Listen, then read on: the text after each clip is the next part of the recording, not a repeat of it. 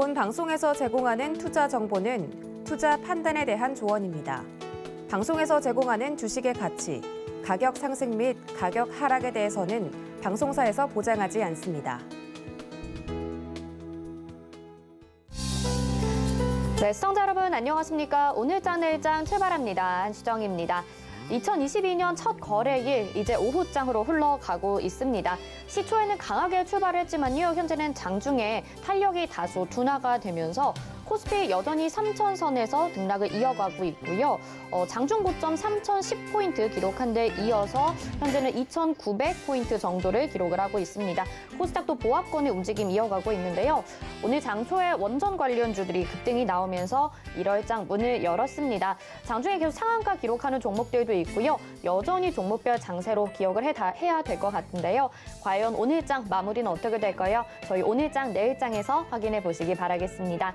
유튜브를 통해서도 참여 가능하죠. 유튜브 검색창에 서울경제TV 검색하시고 방송 보시면서 방송과 관련된 궁금증 남겨주시면 저희가 반영해서 답변 도와드리도록 하겠습니다.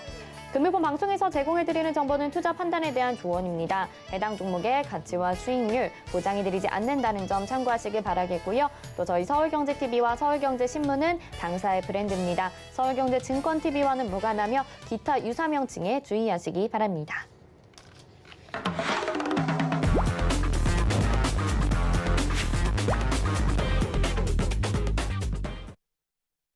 네, 첫 번째 순서는 이 시각 보도본부 순서입니다. 이민년 새해 과연 첫 소식 어떤 것들 가지고 나오셨을까요? 먼저 오늘은 증권부의 배유한 기자 인사 나눠보겠습니다. 어서 오세요. 네, 안녕하세요.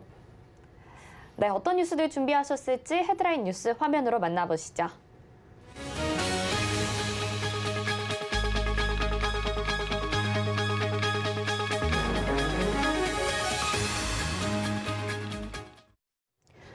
네, 새해 첫 소식은 대출 조이기와 또 삼성전자에 관한 내용을 준비를 해주셨습니다. 먼저 대출 소식부터 전해드리면요.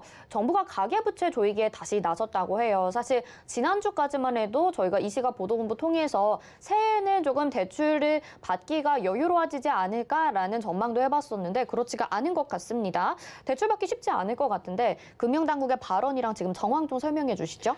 네, 금융위원회와 금융감독원들, 금융당국의 수장들이 지난해에 이어 올해도 가계부채에 대한 강한 의지를 드러냈습니다. 고승범 금융위원장과 정은보 금감원장은 신년사를 통해 서민과 취약층에 대한 배려를 전제로 올해 가계부채를 엄격히 관리하겠다고 밝혔습니다. 금융당국 수장들은 지난해 집값 폭등으로 영끌 대출 사태까지 발생하자 일부 은행의 대출까지 중단시키며 가계부채 급증을 저지한 바 있습니다. 얘기를 들어보니까 올해도 대출 받기가 쉽지 않아질 것 같은데요. 지금 금융당국 수장들의 입장은 어떻습니까? 네, 고승범 금융위원장은 새해에도 금융 안정에 전력을 기울이겠다며 우리 경제의 가장 큰 위험 요인으로 지목되는 가계부채 관리를 일관되게 추진하겠다고 말했습니다. 이어 고 위원장은 가계부채의 총량 관리를 바탕으로 가계부채 증가세를 4에서 5%로 정상화하겠다고 덧붙였습니다. 정은보 금감원장도 신년사를 통해 민간 부채 증가와 자산 가격 상승이 금융 불균형을 확대하고 있다며 가계부채 등 금융 불안정을 초래할 수 있는 가능성에 대해서는 적기에 대처할 수 있어야 한다고 언급했습니다. 이에 따라 정부는 올해 1월부터 총 대출액이 2억 원 이상, 7월부터는 1억 원 이상일 경우 개인 대출자에 대한 총 부채 원리금 상환 비율을 적용해 대출 문턱을 높입니다. 또한 DSR 산정 시 카드론이 포함되면서 제2금융권에서도 돈을 빌리기 어려울 전망입니다. 네, 다시 한번 대출 조이기에 나선 정부 입장인 것 같습니다. 조금은 실망스러운 내용이 될 수도 있겠지만요. 계속 짚어봐야 될 것 같고요. 다음은 삼성전자 이야기 넘어가 보도록 하겠습니다. 지난해 7만 원대로 거래를 마쳤던 삼성전자, 다시 한번 8만 원대에 대한 기대감 그리고 낙관론이 대두되고 있습니다. 자세한 내용 좀 전해주시죠. 네, 지난해 7만 전자로 마무리한 국민 대장주 삼성전자의 주가가 새해 증권업계를 중심으로 낙관론이 확산하면서 투자자들의 이목이 집중되고 있습니다.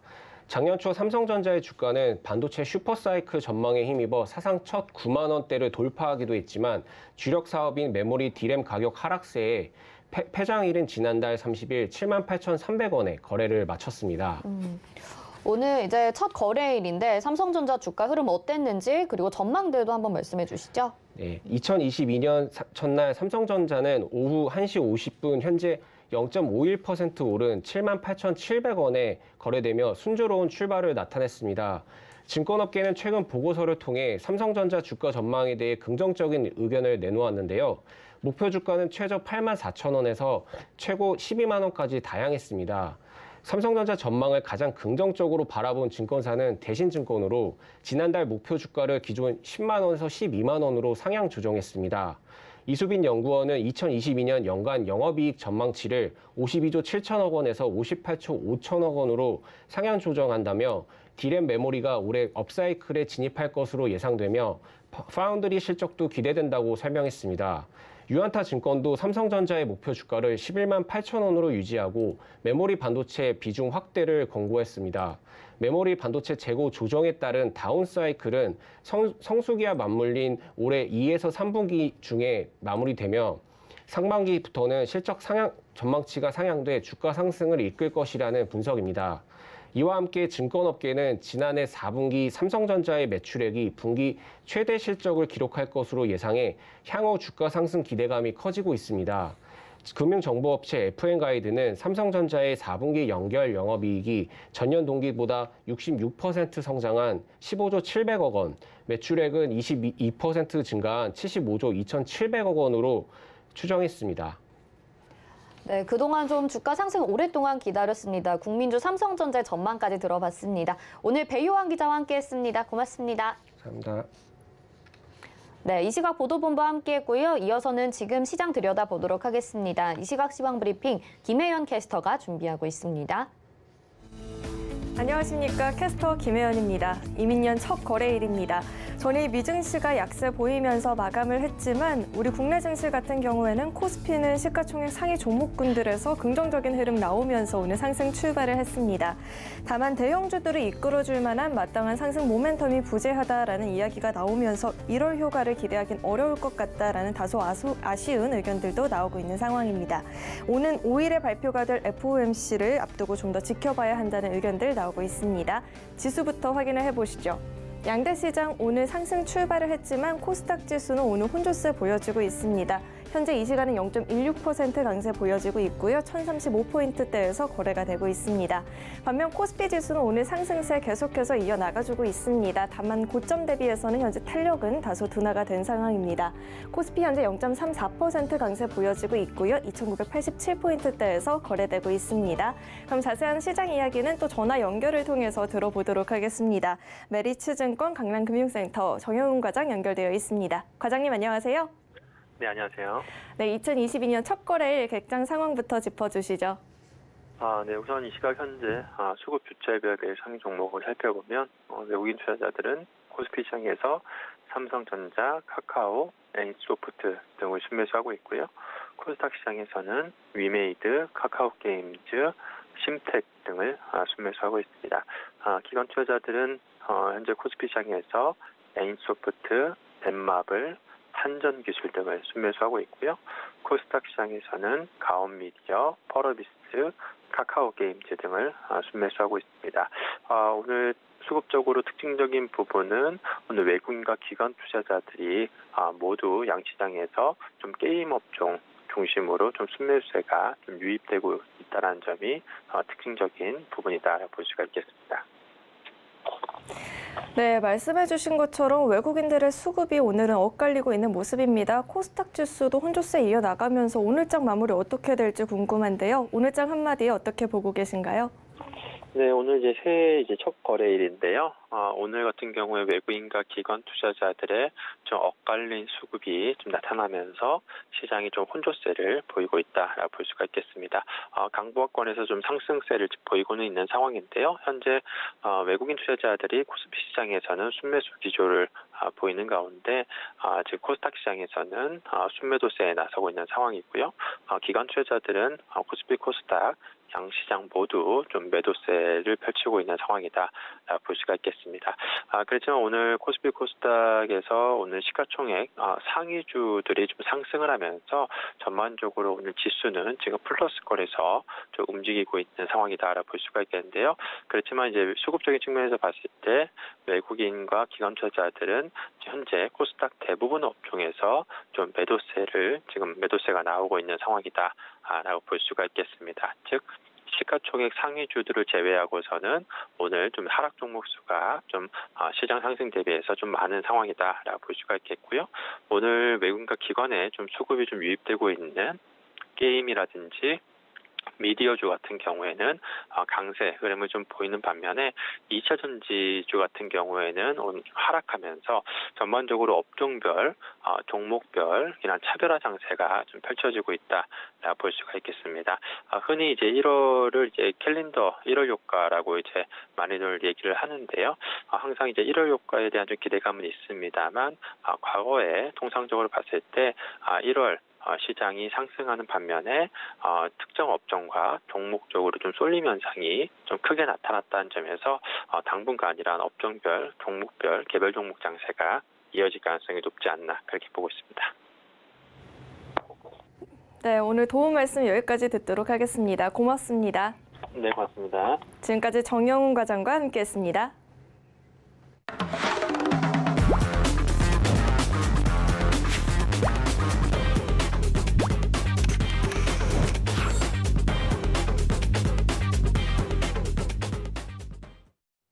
네, 이 시각 객장까지 알아봤고요. 이번에는 내일의 붐 순서 이어가 보도록 하겠습니다. 정말 오늘 시작 거래일 시작되자부터 아마 이분 기다리신 분들 많으실 것 같은데요. 내일의 붐 민경철 위원님 인사부터 드려보도록 하겠습니다. 위원님 어서 오세요. 네, 반갑습니다. 매일 아침 상한가를 꿈꾸면서 일어나는 전문위원 민경철 인사드리겠습니다. 네. 작년 한 해 민경철 위원님과 함께 또 짧은 시간이지만 수익과 행복을 챙기신 분들이 굉장히 많으셨을 것 같은데 올해도 잘 부탁드린다는 말씀 전해드리겠고요. 네. 샵 008 민경철 먼저 노란 톡방 저희가 안내 도와드린다는 말씀부터 드리고 시작을 해보도록 하겠습니다. 위원님이 소개해 주셨던 종목 로보티즈가 오늘도 맹렬한 기세로 상승을 해주고 있습니다. 종목들 리뷰부터 좀 들어볼까요? 네, 일단 로보티즈 먼저 좀 자랑을 해보자면 네. 자, 우리는 이번 달에 공략하는 걸 추천드렸나요? 아니죠. 지난달 우리 내일의 붐 시간에 자 바닥에서 보지 못한 거래대금을 수반하면서 이제 막 장기평 라인을 뚫어내는 자 저는 이 구간을 뭐라고 부르죠? 대시세 초입이라고 부릅니다. 네. 자, 그렇게 대시세 초입에서 우리 애청자 여러분들에게 12월 13일 월요일 기준 우리 로보티즈가 대시세 초입의 구간으로 접어들었습니다. 브리핑을 드렸고 그 다음 하루 이틀 3일 지나서 상한가를 잡았습니다. 근데 상한가로 끝난 게 아니었어요.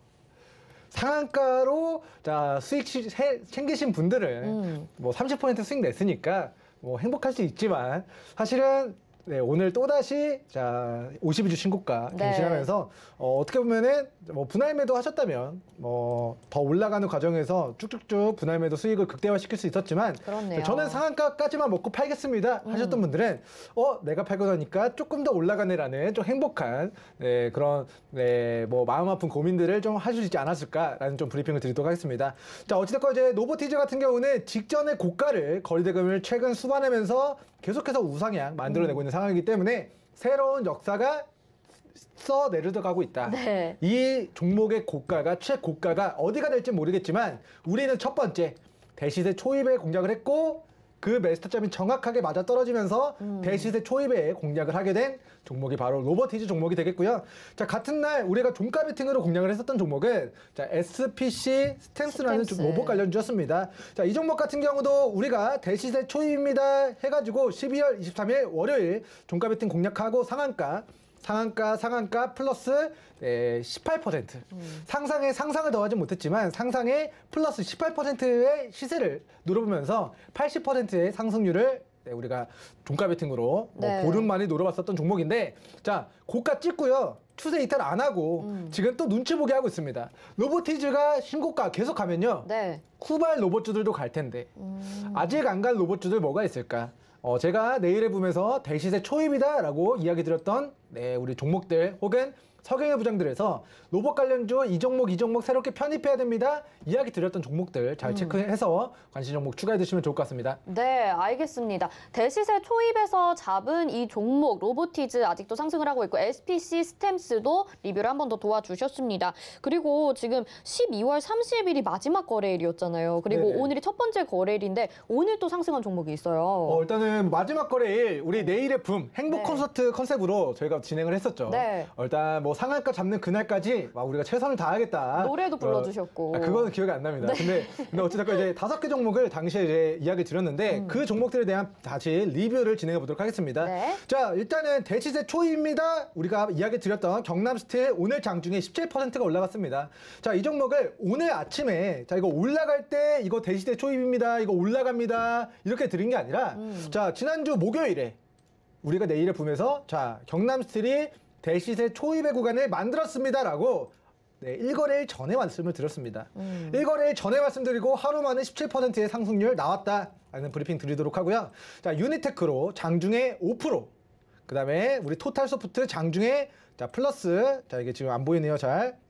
자, 플러스 5%, 유니트론텍 플러스 2.9%, 그다음에 동방아그로 지금은 마이너스 1% 하락하고 있지만 장중에 플러스 1%의 상승을 보이면서 5개 종목들 저격했는데 증시가 크게 올라가고 있는 것이 아님에도 불구하고 5개 종목이 다 오르긴 올랐다. 네. 1%든 3%든 5%든 플러스 17%든 5종목이 다 올라갔다라는 이야기 드리도록 하겠고요.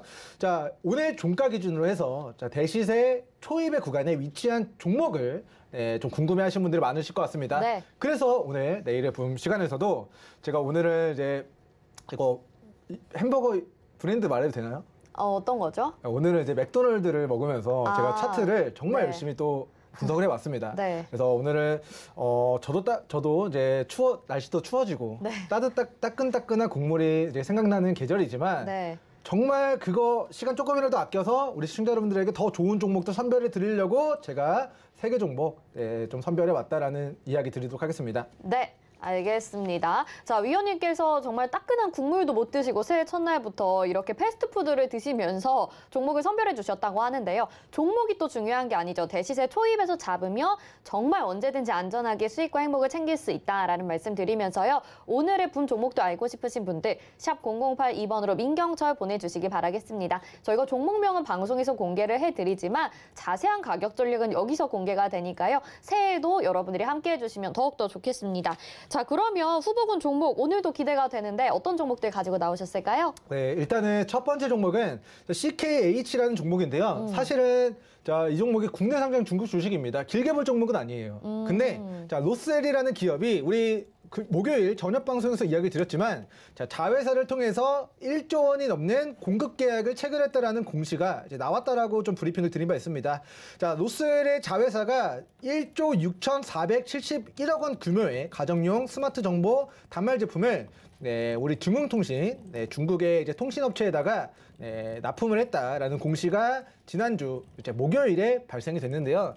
자, 이 공시가 뜨고 나서 로스웰이 상한가를 쳤고요. 오늘 2연속 상한가를 치고 있는데 오늘 하루 동안 총 거래된 금액이 380만 주입니다. 근데 자, 우리 키움 현재가 들어가 보시면 자, 400만 주도 거래가 안 됐는데 지금 상한가에 매수하려고 대기에 있는 자금이 3,200만 주가 쌓여있기 때문에 이 상한가 매수대기 잔량과 우리 지난주 나왔던 수주 공시를 두 가지를 좀 고려해 봤을 때 내일도 플러스 20% 이상 급등할 가능성 저는 99% 이상이다라고 또 전망을 해드린 부분이 있는데 자, 로스웰이 올라가니까 우리나라에 있는 국내 상장 중국 주식들이 바닥에서 반응하고 있는 모습입니다.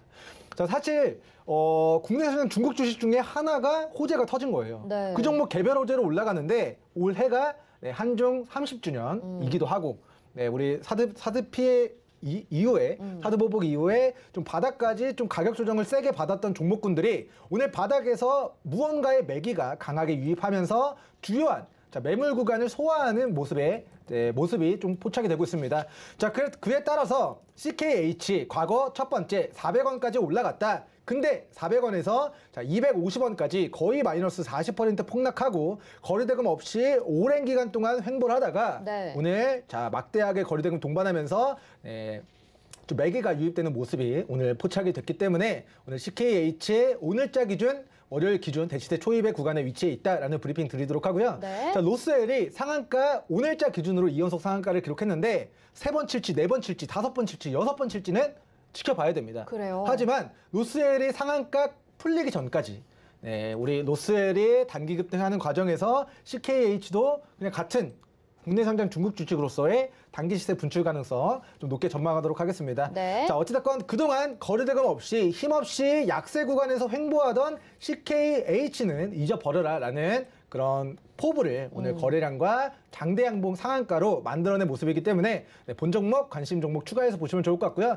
하나 당부드리고 싶은 거는 이제 국내 상장 중국 주식들이 네. 갑자기 호재를 내고도 3월달 우리 결산 보고서 시점에 갑자기 감사 의견을 네. 좀 잘못 내는 경우도 있습니다. 그렇기 때문에 길게 볼 종목군들이 아니라 1월달 내에 국내 상장 중국 주식들 시세 나오면 분할 매도 진행해서 수익 챙기고 네. 나중에 결산 보고서 확인하고 다시 3월달, 4월달 저점 확인해서 재공략하는 전략 취하시는 게 안전하다라는 우리 부연 설명 남겨드리도록 네. 하겠습니다. 자, 알겠습니다. 국내 상장 중국 주식을 말씀을 해주셨는데 장기적으로 보고 계신 건 아닌 것 같아요. 내일 1분 그래도 단기적으로 급등을 또 노려볼 종목들이 있으니까요. 나머지 종목들도 어떤 게 있을까요? 네, 두 번째 종목은 이제 현대 무벡스라는 종목인데 네. 이제 현대 엘리베이터가 지분 65%를 가지고 있고요. HMM 구현대상선이 지분 13%를 가지고 있고 KB 자산운용이 6%, 총 대주주가 지분을 85% 미리 가지고 있는 종목입니다. 자, 시가총액이 3,300억, 오늘 거의 상한가를 치고 있으니까 뭐 시총은 거의 뭐 4천억 정도 될 것 같은데 시장의 유통주식수는 600억이 지금 채 되지 않는다라는 좀 브리핑 드리도록 하고요. 자, 과거에 현대무벡스가 자 2,300원짜리가 3배 정도 한 달 만에 대시세 빵 터졌습니다.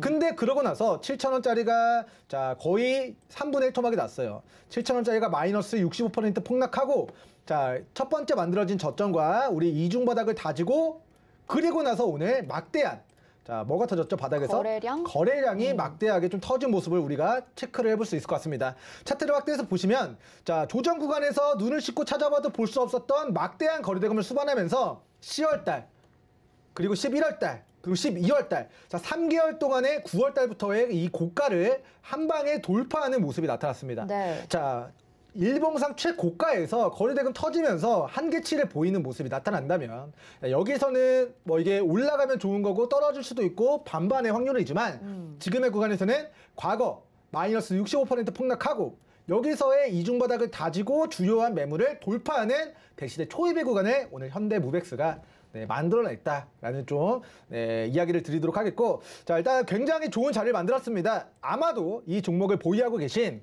좀 많은 분들이 이 고가에 물려 계시지 않을까 싶은데 자 오늘자 기준으로 대시대 초입의 구간으로 접어들었으니까 조금은 안도의 한숨을 한숨이라기보다는 안도의 호흡을 쉬셔도 좋을 것 같다. 네. 그리고 자 새롭게 단기 시세를 노려보고자 하시는 분들에게는 주가가 바닥에서 거래량 터지면서 이제 가기 시작할 때 뛰어가는 말에 올라타서 이렇게 수익을 내야 되는 것처럼 지금의 구간이 바로 우리가 작년 연말 12월 우리가 거래대금 터지면서 1차, 2파, 3파 동에 단기 급등이 나왔던 한 달 보름 만에 단기 급등 3배의 시세가 나왔던 그때의 첫 번째 캔들과 굉장히 유사한 모습 그려나가고 있다라는 브리핑 드리도록 하겠습니다. 네. 자, 뭐 시간이 몇 분 남았는지 모르겠네요. 마지막 종목 브리핑 드리면 알겠습니다. 시간 관계상 좀 방송이 마무리될 것 같습니다.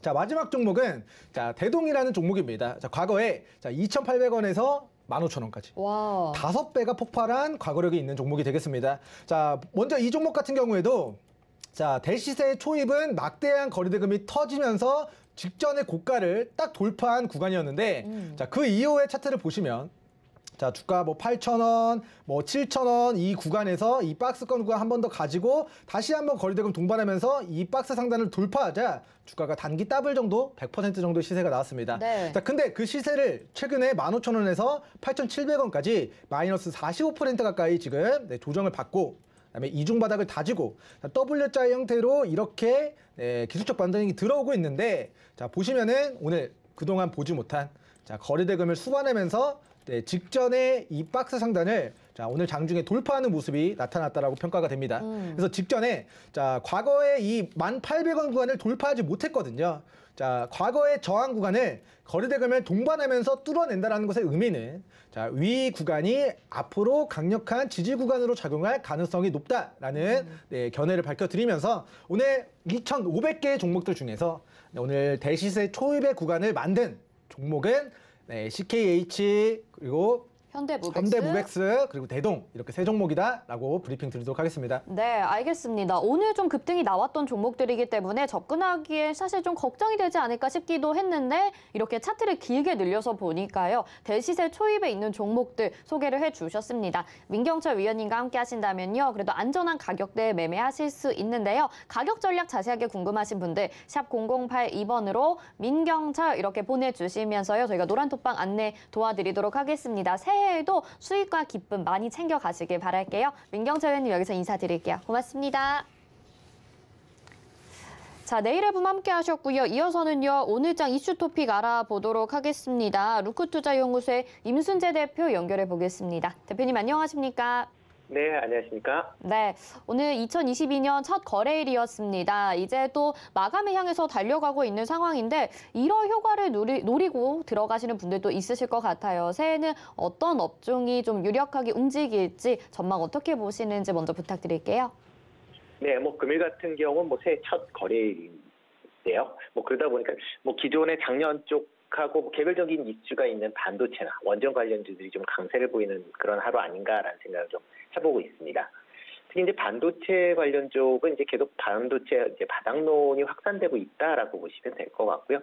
특히 작년 하반기 이후에 D램의 가격이 이제 안정화되면서 일단 어느 정도 이제 다시 돌아설 거 아니냐라는 또 그런 이제 기대감이 좀 커지고 있다라고 보시면 될 것 같습니다. 금일 같은 경우 원전 같은 경우는 이후에 테스토노미와 그다음에 이집트 원전 수주 가능성으로 인해서 원전 관련주가 좀 강세를 보이는 그런 날이다라고 보시면 될 것 같고요. 그다음에 또 글로벌 원자재 가격 상승으로 인해서 국내 비철금속도 비교적 강한 그런 흐름세를 보이고 있습니다. 그렇지만 당분간 지수는 박스권 내에서 좀 움직이지 않을까라는 예상이 되고 있고요. 그 이유는 아직까지 국내외 변수가 좀 유동적인 게 좀 많다라고 보시면 될 것 같고요. 그에 따라서 투자자도 아직은 정중동의 움직임을 좀 보이고 있다라고 보여집니다. 다만 1월 증시 전체적으로 본다라고 하게 되면 작년에 공급망 불안으로 인해서 실적이 조금 부진했었던 반도체나 자동차 관련주 쪽으로는 좀 더 관심을 가지시는 게 어떨까. 특히 이제 올해 공급망 이슈가 조금 해소가 된다라고 하게 되면 관련 실적도 좋아지고요. 그리고 관련된 주가 흐름도 좋게 보이지 않을까 싶습니다.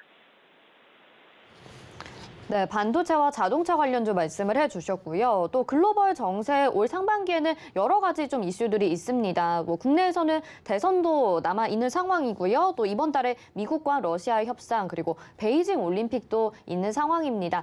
아무래도 이번 연도가 조금 더 힘든 장세가 펼쳐질 수도 있지 않을까? 난이도가 좀 더 높지 않을까라고 전망하는 부분들도 많은 것 같은데 1분기 이슈들 정리를 좀 해주시고요. 대응 전략도 한번 부탁드릴게요. 네, 1분기를 본다라고 하게 되면 국내 내 이슈가 조금 큰 것들이 좀 있다라고 보시면 되겠습니다. 대표적으로 국내 같은 경우는 대선 관련 정책 이슈가 가장 큰 관심을 가져야 되지 않을까라는 생각이 들고요. 3월 대선에 맞춰서 각 당이 현재 다양한 정책을 발표하거나 할 예정입니다.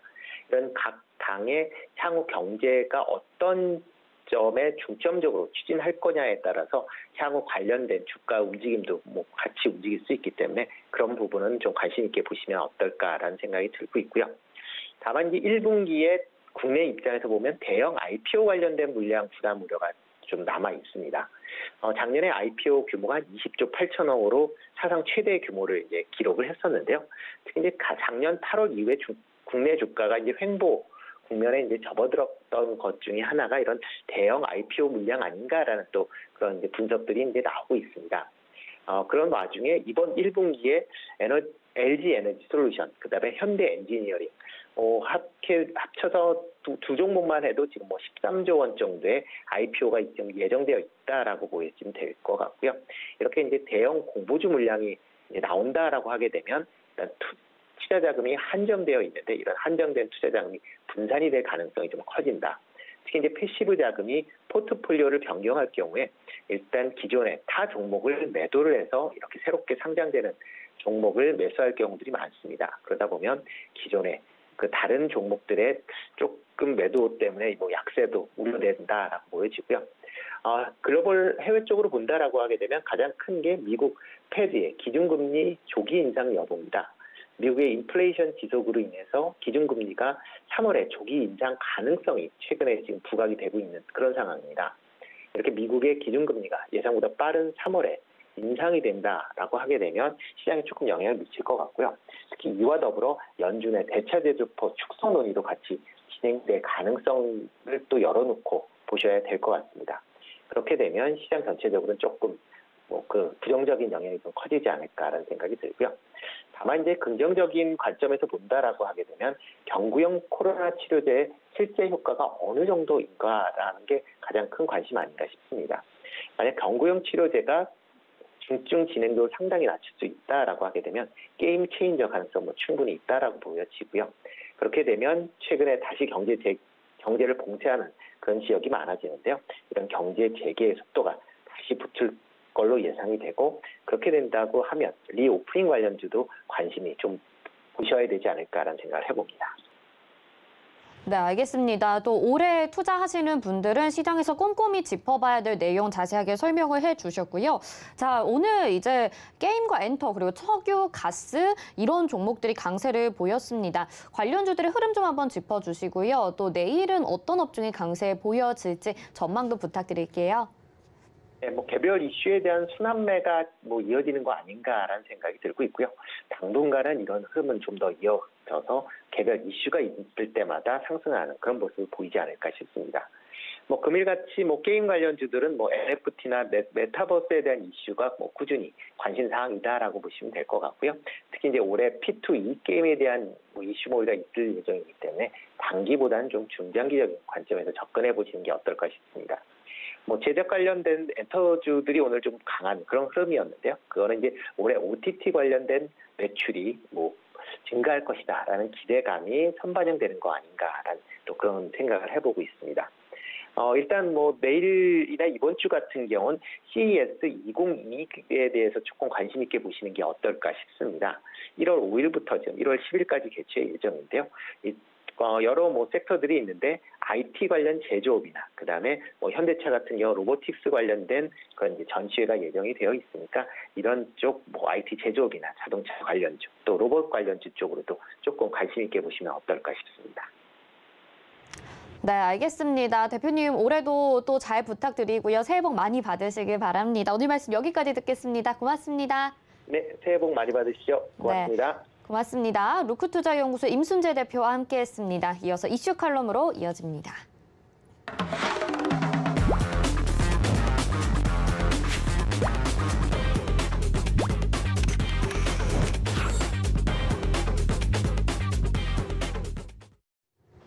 네, 시장의 시미추 짚어보는 이슈 칼럼 시간입니다. 오늘은 GFM 투자연구소의 이진호 소장과 함께합니다. 소장님 어서 오세요. 네, 안녕하세요. 네, 2022년에 대한 기대감이 사실 컸었습니다. 그런데 네. 오늘 시장 봐도 정말 그냥 작년과 이어지는 듯한 느낌만 들고요. 그렇게 속 시원하게 올라가지는 않는 것 같아요. 네. 작년 한 해 동향을 좀 더 짚어봐야 될 것 같은데 한번 한 해를 좀 정리를 해볼까요? 네. 작년에 이전에 어떻게 보면 2020년 해서 2020년과 2021년을 갖다가 묶어서 한번 생각할 필요가 있죠. 네. 예. 이게 통상적인 어떤 투자론이나 재무관리 이런 쪽에 이론이 전혀 안 맞는, 심지어 차트조차도 잘 안 맞는. 네. 그리고 그럴 수밖에 없는 환경이었죠. 딱히 주식 투자 그리고 또 코인 같은 거 이런 쪽 말고는 돈이 갈 곳도 없고 맞아요. 딱히 할 일도 없고 그랬던 상황에 어지간한 증시들은 다 3년 연속 상승이었습니다. 미국도 그렇고 네. 우리도 그렇고 중국 본토도 그렇고 그런 상황 하에 이제 올해를 맞으면서 과연 이게 4년 연속도 가능한가? 과거에 그런 경우는 없지는 않았지만 네. 우리가 3세판 하잖아요. 네. 3세판인데 4년 연속 이런 부분이 가고. 자, 우선 이거 한번 보시죠. 우리가 코스피가 2020년에 너무 달렸습니다. 지금 여기 보시면은 빨간색이 코스피하고 S&P 500을 한번 겹쳐보는데 2017년은 그럭저럭 나쁘지 않았어요. 네. 근데 2018년, 2019년 제가 늘 말씀드리는 2018년 2월부터 세계 증시가 조금 이렇게 흔들리기 시작했는데 그래도 S&P 500은 이런 시점에서 그냥 쭉 올라가는데 우리는 조금 더 흘러내렸고 그다음에 2020년 코로나로 온 세상이 멈춰섰는데 우리는 확 달려버렸죠. 확 달려버렸고 작년에는 확연하게 이렇게 하반기에 접어들어서 힘이 딸리는 모습을 보였습니다. 반면에 코스닥은 코스피보다는 좀 더 나은 모습입니다. 2018년, 2019년에 좀 부진했던 건 여전한데 나스닥하고 한번 비교를 해볼게요. 그런 상황이고 2020년에는 사실 나스닥보다도 상승률 자체는 더 높았으니까 세계 최고의 상승률을 보였던 코스닥이 작년 한 해도 이렇게 뒤지지 않는 그런 어떤 흐름을 보였다는 것은 상당히 이제 놀라운 상황이죠. 그런데 이제 오늘 사실 좀 기대가 우선은 지난 연말 2,977포인트로 끝난 거는 좀 아쉬워요. 네, 맞아요. 3,000포인트 그래도 지지를 해줄 줄 알았는데. 뭐 3,000포인트 지지는 아니라 하더라도 뭐 하다못해 3,000포인트 한 4, 5포인트 모자란다 정도면은 모르겠는데 77포인트. 그랬던 것이 오늘 그래도 외국인들이 뭐 이렇게 코스피에서는 현선물 뭐 다 매수를 보이면서 지수 상승을 견인합니다만 요거 한번 확인이 필요한 것 같아요. 어떤 확인인가 하면은 수정앵커 말씀하신 대로 그냥 작년 시장 분위기가 그대로 해가 바뀌어도 이어지는가 하는 그런 차원에서 확인인데 네. 목요일 날 한번 보시죠. 목요일이요. 위클리 옵션. 아, 네네네. 위클리 옵션인데 그날은 또 이제 그게 확인됩니다. 새벽에 지난 12월 FOMC 의사록이 공개되거든요. 이번에 12월 FOMC 의사록은 조금 시장에 관심을 끄는 것이 그때 12월 달에 점도표도 올리고 무슨 뭐 내년 3월에 양적 완화를 끝낼 것 같은 테이퍼링이 내년 3월이면 끝날 것 같고 그 전후해서 뭐 크리스토프 월러 이사 같은 사람은 양적 긴축도 여름 정도에는 양적 긴축도 시작할 것 같다 이런 식으로 얘기를 해서 과연 위원들 사이에 어떤 얘기가 오고 갔는가 하는 부분을 이제 조금 더 의사록을 통해서 살펴보겠는데 네. 만약에 그렇게 해서 조금 이렇게 시장 증시 입장에서 좀 서프라이즈 내지는 약간은 불편한 어떤 그런 의사록 내용이 나왔음에도 불구하고 외국인들이 지금 막 사고 있는 선물이나 이런 것들 수익 내려고 목요일 날 바깥에는 좀 안 좋은데 우리만 확 잡아 당긴다든지 아니면은 뭐 이렇게 뭐 딴 데 올라갔는데 느닷없이 그냥 또 밀어버린다든지 네. 하면은 올 한 해도 그냥 외국인들한테 휘둘리는 장인가. 즉 지금 작년 11월, 12월부터 조금씩 보이기 시작하는 외국인들의 삼성전자, 하이닉스의 매수세가 네. 진짜 길게 내다보고 매집하고 있는 건지 아니면 여전히 지수를 움직이기에는 그 두 종목이 최고다 보니까 그걸 갖고 그냥 계속해서 파생해서 우리 ATM기처럼 우리 한국에서 돈 빼먹고 있는지 그걸 한번 이번 주에는 확인하고 싶습니다. 네, 뭐 결국에는 말씀을 들어보니까 확실히 작년과 올해의 상황이 크게 달라진 것 같지는 않다라는 느낌이 또 들기도 하고요. 이번 주에도 잘 지켜봐야 될 것 같다라는 생각이 듭니다. 근데 지금 여기에 또 변수라고 할 수 있는 게 코로나 상황인 것 같아요. 계속해서 지금 2022년 낙관론이 아니라 감염자 수가 더 늘어날 수 있기 때문에 조심해야 된다라는 전망들도 많이 있는 상황인 것 같거든요. 네. 그래서 또 금융시장이 어떻게 될지 이 부분도 주목을 해봐야 될 것 같습니다. 소장님은 어떻게 보시나요? 그러니까요. 뭐 어디 가나 그런 소리 합니다. 코로나 바이러스 이른바 이 팬데믹에 대해서 그 누가 과연 자신 있게 얘기할 수 있으며 또 누가 얘기한다고 해서 그걸 온전히 신뢰할 수 있을까 싶은 생각은 늘 듭니다. 또 파우치를 믿을까요? 저는 전혀 그 양반 말 안 믿습니다. 계속 말 바뀌어져 왔고 그리고 진정 이게 통제가 안 돼서 이런 것인지 아니면은 우선 이걸 보면은 끔찍합니다. 지금 이게 우리가 그냥 여러분들 다 뭐 네이버 같은 데 들어가시면 바로 볼 수 있는 코비드19 뭐 이렇게 해서 검색만 하시면 볼 수 있는 그래프죠. 네. 전 세계 확진자 수가 이렇게 늘고 있다는 얘기입니다.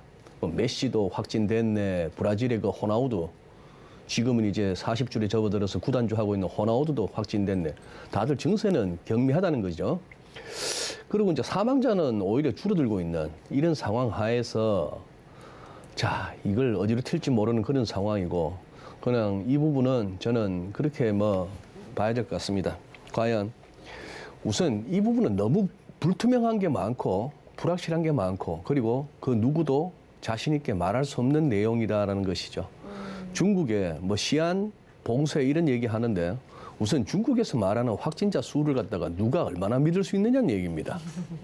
그런 얘기에서부터 과연 어느 정도 심각한 것인지 그리고 바라기는 뭐 그 지독했다는 스페인 독감도 2년 정도 만에 끝났다고 하는데 이게 지금 몇 년째에 접어듭니까? 이런 상황인데 그냥 정말 기도하는 마음입니다. 이거 말고 또 새로운 변이나 다른 또 무슨 세계적인 어떤 유행성 질환이 올해는 나타나지 않기를 그래서 제발 좀 정상화가 빨리 되기를 바라는 네. 그런 생각입니다. 네. 지금 뭐 뉴욕에서도 최다 확진이라고 일일 신규 확진자가 그렇게 나오고 있고요. 또 1월이 정점일 것이다라고 이야기가 나오고 있으니까요. 이 코로나19 상황도 금융시장에 어떤 영향을 줄지 계속 주목을 해봐야 될 것 같고요. 지금 오늘 또 시장을 보니까 환율이 또 많이 올랐더라고요. 네, 그렇죠. 지금 1,192원 50전 정도 거래가 되고 있는데 이제 또다시 1,200원을 앞두고 있는 거 아닌가라는 걱정도 또 들기도 합니다. 환율의 동향은 지금 어떻게 보시나요? 예. 그러니 올 한 해 예를 들어서 외국인들이 다시 뭐 좌우지간 작년 재작년에 걸쳐서 한 50조 원 넘게 팔았잖아요. 50조 원 넘게 팔았는데 그중에 절반만 되사도 얼마나 힘이 되겠습니까? 그런 상황 하에서 그러려면은 흔히들 하는 얘기가 조금 원화가 강세로 가주면 더 좋을 텐데 아니면 글로벌리 달러가 좀 약세로 가준다면 그 얘기가 전 세계적으로 달러의 유동성이 좀 더 풍부해진다 하는 그런 차원에서 달러 약세를 의미하겠죠. 네. 그래서 우선 이거부터 먼저 한번 보시면은 달러 인덱스 한번 보시죠. 달러 인덱스는 사실 딱 지금 여기서 이 부분인데, 지금 커서가 움직이는 이 부분인데, 이 부분 참 절묘한 건 말이죠. 자, 2000년부터 시작해서 쭉 올라가다가 2002년부터 글로벌 달러 약세가 금융위기 오기 전까지 달러 약세 한 6년 이어졌습니다. 참 그 아들 부시 때부터 시작해서 그런 걸 듣고 미국발 금융위기가 터졌음에도 다들 또 그런 상황 하에서 달러 없어 절절매면서 달러 강, 양적 완화하면서 달러 약, 또 유로존 재정위기 보세요 하면서 또 유로 약 달러 강 이런 식으로 하다가 또 달러 풀고 했는데 자, 이 흐름 끝에 2014년부터는 또 그동안 기회 있을 때마다 말씀드렸던 통화정책 괴리라고 하는 그 패러다임. 연준은 돈줄 쪼기 시작하고 20위는 계속 풀고 하는 그 부분이 이렇게 달러 강으로 이어졌는데 여기 그동안 우리가 20년 남짓 동안의 환율 달러 인덱스가 움직였던 게 딱 절반에 와 있습니다. 딱 절반에 와서 올 한 해 여기 보세요. 기준선에 딱 와 있고 월간 기준선에 와 있고 구름대가 너무 얇아져 있죠. 네. 그러니까 여기서 위로 튀어도 한 판, 아래로 푹 꺼져도 한 판인데 이런 얘기하면 네가 전문가냐 하시는데 이 전문가도 이런 전문가니까 50대 50입니다. 달러가 무조건 강으로 가요. 뭐 아니면 지수가 어떻게 돼요? 라고 장담하는 사람이 사기꾼입니다. 그렇죠. 예. 누가 이 시장을 갖고 장담을 할 수 있나요? 그런 상황인데 여기서 이제 궁금한 건 이거죠. 자, 이거 참 이렇게 1월 1일부터 해서 1월 1일 날 바로 우리 산업통상자원부에서 발표 나잖아요. 우리는 그 전달 수출입 통계가 바로 하루 다음 말 다 나옵니다. 자, 2021년 전체적인 게 다 나왔죠. 수출 6,445억 달러. 전년비 25.8% 우와 합니다. 자, 여기서만 이제 어떻게 보면 국뽕스러운 가슴 벅찬 기사들이 막 나왔죠. 예를 들면 수출 이렇게 되고 네. 무역 수지 13년 연속 흑자고 그리고 무역액은 1조 달러를 넘어서면서 세계 무역 순위 8위고 그리고 뭐 품목별 지역별로 기록적인 수출 증가세 다 좋습니다. 그걸 갖다 굳이 폄하할 이유는 없는데 조금은 이제 뜯어볼 필요가 있어요. 첫째, 수출 증가보다도 수입 증가가 더 커요. 더 큰 상황이라서 지난 12월 달 한 달만 봐서는 오히려 무역 수지 한 6억 달러 가까이 적자입니다. 그만큼 수입이. 그러네요. 그리고 이제 네. 이것도 뭐 산업통상자원부 자료에도 나오지만 이게 물량은 0.8% 증가해요. 12월에. 뭐 그런 상황인데 오히려 단가가 확 올라갔던 겁니다. 어떻게 보면은 이것도 하나의 인플레이션, 가격이 이제 물량보다는 그런 식인데, 자, 요것도 한번 살펴보시죠. 무역 수지가 거의 한 295억 달러, 1년 동안에. 야, 그러면 당연히 환율 떨어져야 되는 거 아니야? 달러가 많잖아 하는 거 아닙니까? 그런데 이거 한번 살펴보시죠. 지난 24일까지 말이에요. 지난 12월 24일까지만의 통계인데, 해외 주식에 개인들이 해외 주식 하겠다고 한 게 225억 7,200만 달러, 거의 226억 달러. 자, 물론 아까 294, 이거보다는 295억보다는 적습니다만 이거는 개인만 따진 거예요. 네. 기관 투자자들도 들고 나갔겠죠. 기업들도 해외에 직간접 투자하러 나가는 거죠. 무슨 뭐 예를 들어서 뭐 삼성전자가 텍사스에다 뭐 앞으로 이제 공장을 짓는다 하면은 달러가 필요한 거 아니에요. 그런 식입니다. 그러니 말씀드리고 싶은 얘기는 이 정도 무역 수지를 가지고 월 한 20억 불 내지 25억 불 뭐 이 정도 규모 가지고는 환율 하락을 갖다가 원화 강세를 갖다가 보장할 수 없다 하는 얘기고, 네. 또 하나 요것도 보시죠. 요 그림은 우리 시청자 여러분 한번 눈여겨보셔야 됩니다. 많은 분들이 이코노미스트들이 얘기하기를 우리나라 환율은 수출 증가율하고 굉장히 밀접한 상관관계가 있다 그래요. 무슨 말씀이냐 하면은 수출 증가율이 올라가고 있는 중에는 원화 강세, 환율 떨어집니다. 반대로 수출 증가율이 하락하면은 수출이 마이너스라는 게 아니고 수출 증가율 자체가 이렇게 좀 떨어지기 시작해도 원화는 약세로 갑니다. 진짜 한번 보세요. 작년만 하더라도, 최근 한 1년만 하더라도 이때 수출 증가율이 조금 이렇게 떨어지는 와중에 환율은 올라갑니다. 그리고 이 구간 수출 증가율이 팍팍팍 치고 가니까 환율 떨어져요. 이 부분 오히려 떨어지는 사이에 환율 올라가고 뭐 그런 식의 보입니다. 그런 와중에 지금 이제 12월 달에 떨어졌고, 지금 수출 증가율이 전년 비니까 2020년 대비 2021년 작년은 무조건 두 자릿수 뭐 20%, 30%가 나올 수밖에 없는데 이 정도 된 수출에서 그러면 올해는 전년비 수출 증가율이 과연 이렇게 두 자릿수까지 나올 수 있을까 하는 차원이라면은 이 수출 증가율은 금년에는 좀 떨어질 가능성이 있다 하는 얘기죠. 그러니까 그런 상황이라서, 그렇다면은 지금 우리 환율, 저는 뭐 지난 12월 15일부터 저 혼자 이렇게 상상을 하고 있습니다. 과연 이런 식의 A, B, C, D 파동을 이루다가 위로 갈라는지, 네. 이건 증시에는 안 좋은 시나리오예요.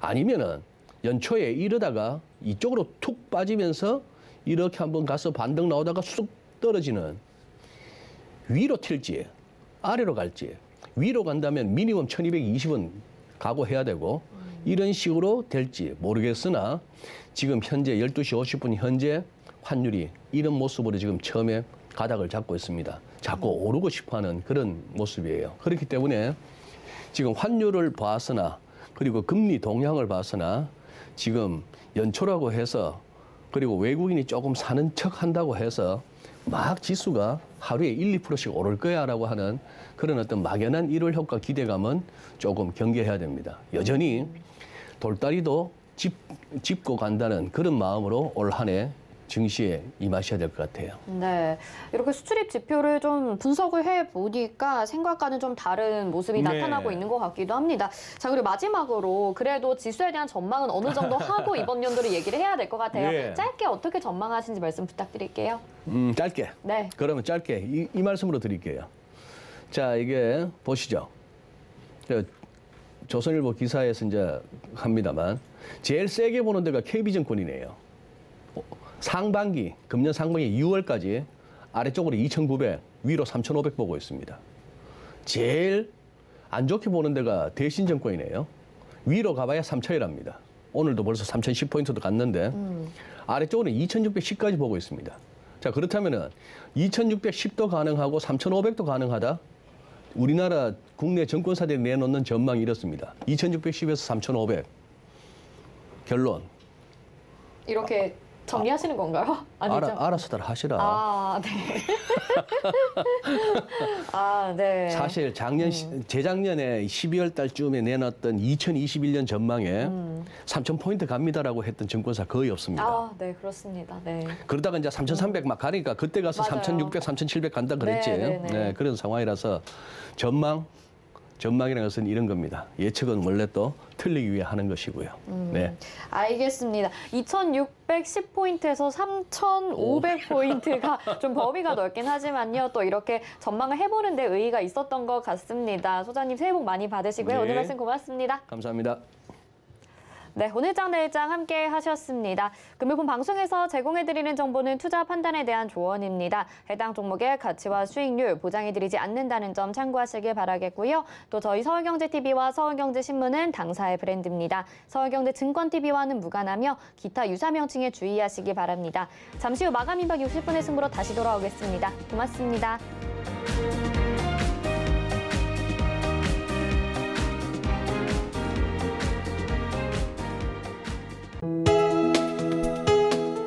본 방송에서 제공하는 투자 정보는 투자 판단에 대한 조언입니다. 방송에서 제공하는 주식의 가치, 가격 상승 및 가격 하락에 대해서는 방송사에서 보장하지 않습니다.